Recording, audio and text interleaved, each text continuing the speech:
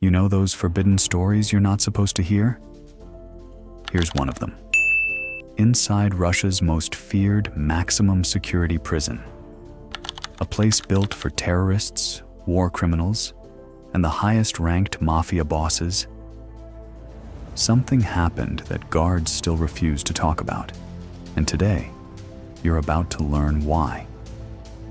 Ever heard about the dark side of organized power? Let's dive in. Russian mafia bosses inside maximum security.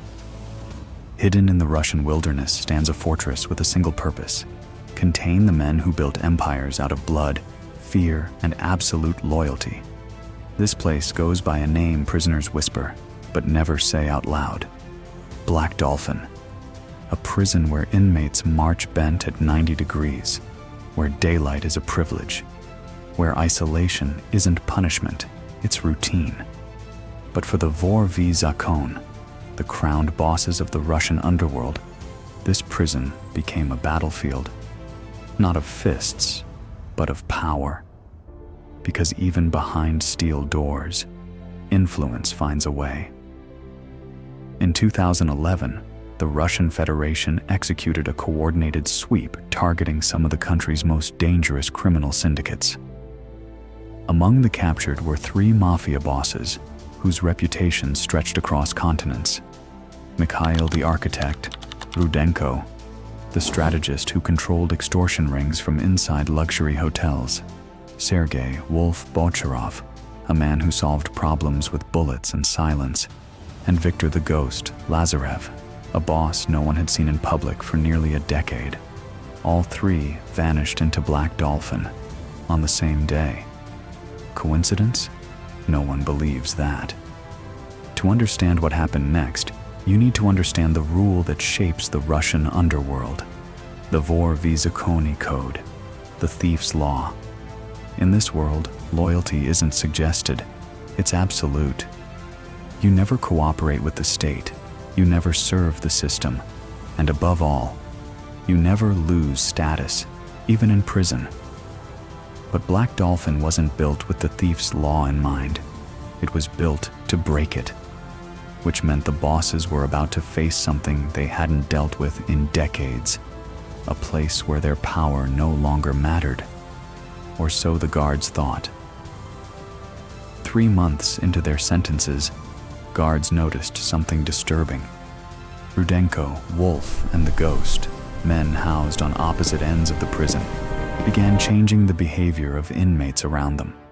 Not directly, not through whispered messages, but through synchronization.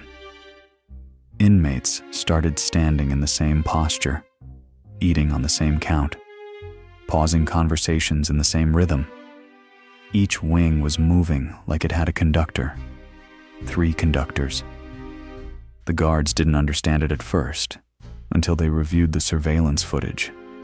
Every shift change, every meal rotation, every yard break. The bosses kept making eye contact with each other through the security cameras.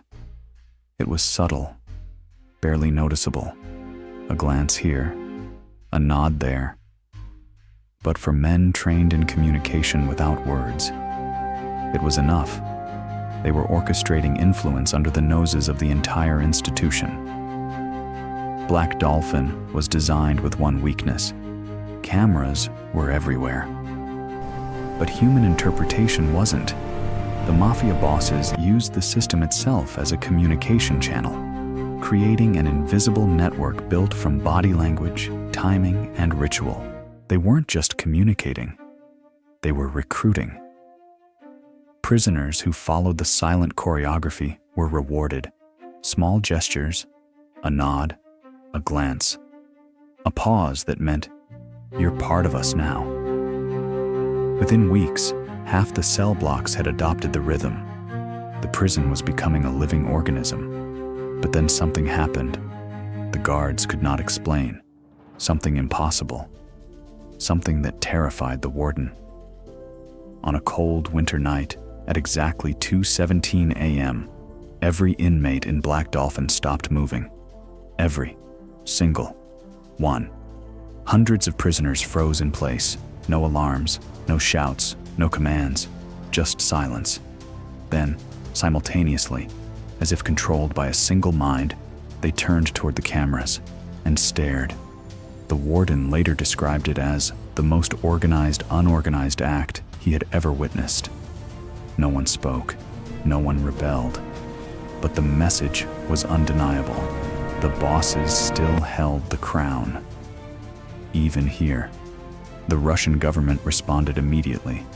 The three bosses were separated into isolation units miles apart. New protocols were introduced: no eye contact between wings, randomized meal times, surveillance rotation, forced blackout periods. The prison's entire structure was rewritten because three men, without phones, without visitors, without physical contact, had built a network stronger than the walls meant to contain them. But the strangest part? None of the bosses resisted.